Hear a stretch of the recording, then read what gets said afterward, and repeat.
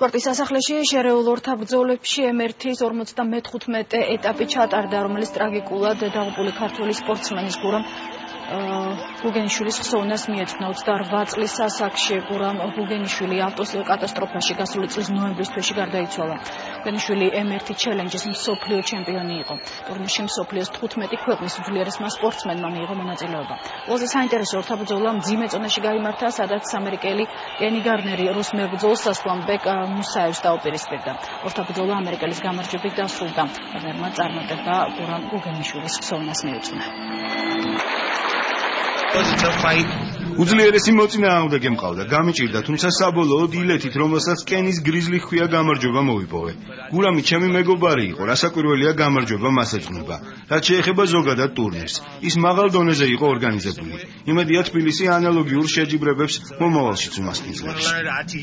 ჩვენთვის უკვე დიდი წარმატებაა, რომ M1 გვეწვია და გურამ გუგენიშვილის სახელობის ესეთ ღონისძიებას ატარებს. ქართველმა სპორტსმენებმა კი გვასახელა, თავი გამოიჩინეს. M1-ის ფედერაციის პრეზიდენტმა განაცხადა, რომ ძალიან კმაყოფილია ორგანიზებით, რაც მისასალმებელია და იგი დაინტერესებულია მომავალ წელსაც უკვე განაგრძოს ჩვენთან თანამშრომლობა.